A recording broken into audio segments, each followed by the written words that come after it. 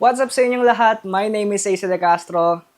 Yun o. So yun na guys, kamusta naman kayo and kamusta naman ako? For today's video, we will be doing an unboxing and a quick review sa isang gaming chair na pinadala ng Muso Philippines. Thank you po Muso Philippines. Sa mga hindi pa nakakaalam no, Muso is a brand na nagpo-provide ng high quality gaming chairs sa iba't ibang bansa. Isa na ang Pilipinas doon. Nag-o-offer sila ng iba't ibang klaseng gaming chairs, iba-ibang styles, iba-ibang functions, and also iba't ibang klaseng price point. Ang pinadala nila sa aking gaming chair is the Muso Elios series. Yung kanilang best-selling na gaming chair, siguro dahil sa kanyang value for money, kasi nasa mid-range category siya. Actually, yung upuan guys, nandun pa sa baba. Doon na natin siya i-unbox. Doon na rin natin siya i-assemble sa baba kasi medyo masikip na dito sa office space. And after natin i-assemble, dadaling ko dito. Iti-test na natin siya and also papakita ko sa inyo yung mga features and specifications niya. This will be a quick video lang, kaya yeah, wag na natin to pahabain pa. Without further ado, let's get started.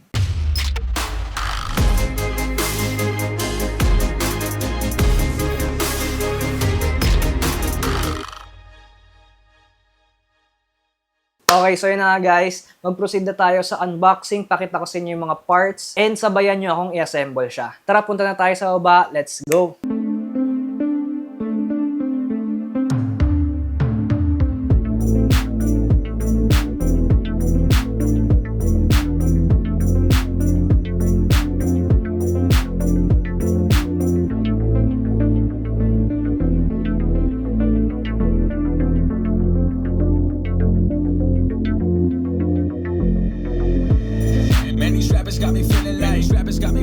I'm never gonna make it. The shit has never hit me right. I really try to fake it. Cause it's not about the summer sound. It's all about the numbers now. We don't mean to put the others down, but if you don't have them, then don't come around. Damn, man, I'm feeling like the others now. Don't got the numbers, so I simmer down. Don't take me serious and run around, but I brought the heat to bring the others down. And I be damn if they hold me back. And fuck them if they tell me that.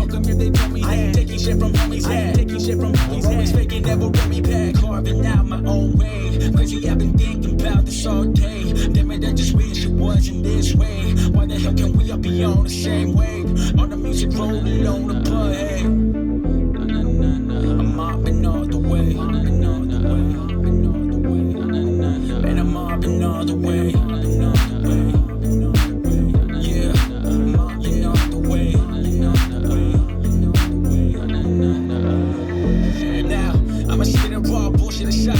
I don't really fuck with many others caught in a hype. I'm just trying to make some music that I'm feeling inside. I'm recording, writing, mixing, chilling, feeling the vibe. And now I'm on, then I'm blown, kinda calm, in the zone, trying to go on the road, on my own, should've known that I'm gone to the mall. I don't really fuck with. Okay, so yun na guys, tapos na natin siya i-assemble. Papakita ko na siya dito sa ating studio.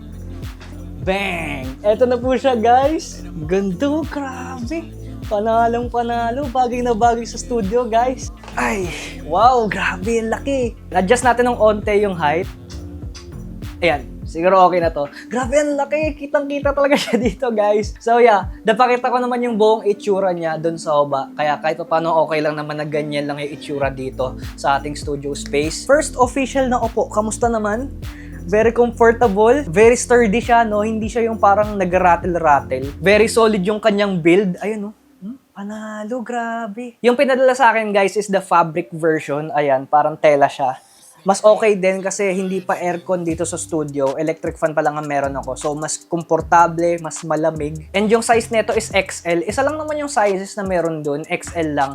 So, yeah, XL na XL talaga siya. Kahit mga 6-footer, saktong-sakto dito. Ang color pala na meron ako is the dark gray color. Pero medyo parang light pa siya, no? Very minimalist lang din yung kanyang design. May mga brand lang dito na Muso. Ito, Muso logo. And pati rin dito sa back pillow, ayan, Muso. Ganyan lang siya, simple lang, no? Iba-ibang texture yung kanyang fabric eh. Ito, yung parang simpleng fabric lang, tapos ito parang malambot na fabric din sa mga black na accents. Sobrang komportable, no? Para kung nasa sofa. Ganyan yung feeling niya. Sofa, pero gaming chair. Ganon. Ang mga extra features na meron dito, guys, no? Unang-una yung sa kanyang holistic na design. Parang kamukha na niya yung mga high quality na mga premium gaming chairs talaga. So, upuan, sa hubog niya, sa nipis niya. Adjustable din yung kanyang height, guys. Napakita ko sa inyo. Ayan. Okay, masyadong mababa, wait lang. And yung dito sa upuan guys, adjustable din yung kanyang height, no? Pwede ring itaas, pwede ring ibaba, depende sa gusto nyo. Ayan. Ganyan siya. Pati rin pala, no, dito sa kanyang sandalan, adjustable din. You know, hindi man siya yung sobrang 180 degree, pero palag-palag na, no, kasi di ko naman din magagawa yun. I mean, kung 180 degree, edi hihiga na lang ako sa kama kung sakali, di ba? So yeah, ayan, ganyan siya. And also, dito rin sa kanyang armrest, hindi lang siya basta-basta plastic eh. Coated siya na parang rubber na malambot. Ito yung dito guys, parang napipisil mo siya ng onte. Malambot siya guys. And yeah, so far yun lang naman yung mga additional features niya. Overall, sobrang panalo na ito, no? Kaya sa halagang around 7,000 to 8,000 pesos, you can get a gaming chair na may experience nyo na rin yung specs and features and yung pinaka overall feels ng mga premium gaming chairs. Ibang-iba na siya talaga, no, sa mga budget gaming chairs and sa karamihan ng mga mid-range na kapresyo niya. Lalo akong gaganahan maglaro and mag-edit nito. So yun lang naman basically ang mapapakita ko sa inyo dito sa Muso Aelius Gaming Chair. Kung interesado kayo guys, no, lalagay kayong link dito sa description box. And also kapag kinlik nyo rin yung link, makakuha rin kayo ng mga special discounts and special promos. So, yun lang naman. Thank you po so much, Muso, for sending me this. Sobrang thank you po. Gustong-gusto ko yung gaming chair na pinadala nyo. Sa sobrang tibay nito, pang long term talaga, no? Makikita kong pang long term to. And yun lang, guys. Kung may questions kayo, guys, lapag nyo lang dito sa comment section below. Pag-usapan natin yan. Salamat sa panonood hanggang dito sa dulo. And as always, kung nagustuhan itong video nito, leave a like, leave a comment, share sa mga katropa nyo, and don't forget subscribe sa akin channel for more AC Castro vlogs and tech videos. And yeah, peace!